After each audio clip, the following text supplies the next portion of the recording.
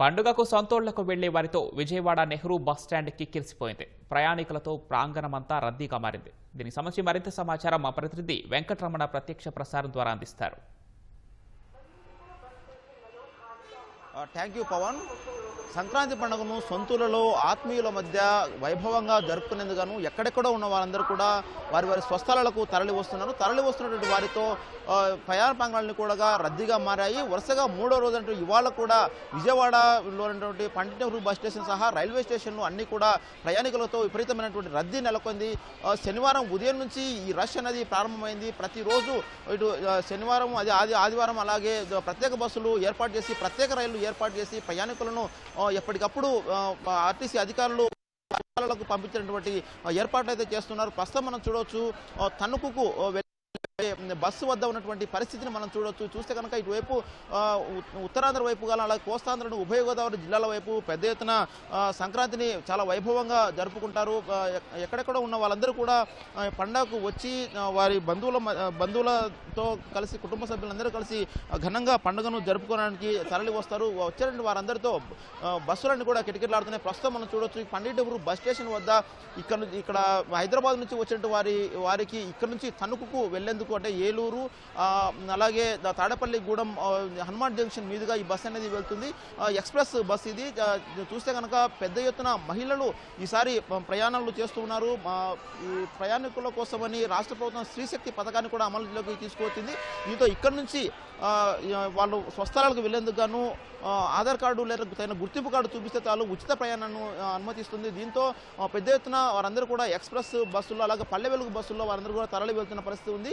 వీరందరి కోసం వచ్చిన ప్రతి ఒక్కరికి కూడా ఎలాంటి ఇబ్బందులు కలగకుండా ప్రతి ఒక్కరూ వారి గమ్యస్థానానికి సురక్షితంగా సౌకర్యవంతంగా వెళ్లేందుకు గాను ఆర్టీసీ అధికారులు ప్రత్యేకంగా ఇక్కడే ఉండి వారందరినీ కూడా ప్రత్యేకంగా బస్సులు ఏర్పాటు చేసి వారిని స్వస్థలాలకు పంపిస్తున్న పరిస్థితి ఉంది.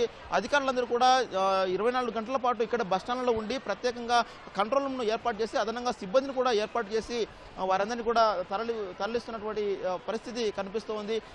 నిన్న మొత్తం కూడా 150 ప్రత్యేక బస్సులను ఆర్టీసీ అధికారులు ఏర్పాటు చేశారు. ప్రధానంగా హైదరాబాద్ నుంచి చూస్తే కనుక పెద్ద ఎత్తున ప్రయాణికులు వస్తున్నటువంటి దృష్ట్యా వారందరూ కూడా ఉభయ గోదావరి జిల్లాలు అలాగే ఉత్తరాంధ్ర వైపు వెళ్ళేటువంటి వారు ఎక్కువగా ఉండడంతో వారికి సంబంధించి ప్రత్యేకంగా ఏర్పాటు కూడా చేయడం జరుగుతుంది. అమ్మ చెప్పండి, ఎక్కడికి వెళ్తున్నారు? అమలాపురం పండగకి వెళ్తున్నాను. హైదరాబాద్ నుంచి బస్ దొరకలేదు, కార్లో వచ్చాము. లేవు, ఖాళీగా లేవండి. 10 సంవత్సరం వెళ్తామండి. చెప్పండి, మీరు ఎక్కడికి వెళ్తున్నారండి? జంక్షన్ అండి. ఏది బస్సులు ఖాళీ లేవు. 2 గంటలు అవుతుందండి.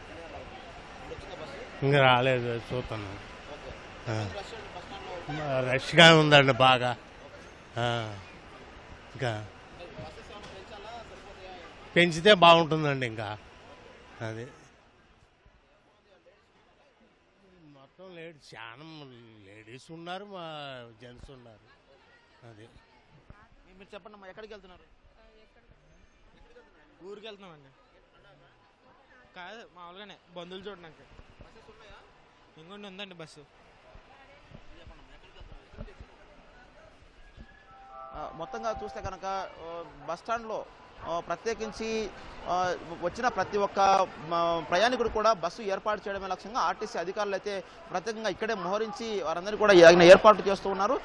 ఒకరోజు దాదాపు 150 బస్సులను ఇక్కడ నుంచి ఏర్పాటు చేస్తున్నారు. ప్రత్యేకించి హైదరాబాద్ వైపు నుంచి వచ్చేటువంటి వారిని వారి స్వస్థలాలకు చేర్చడమే ఎక్కువ దృష్టి పెట్టడం జరిగింది.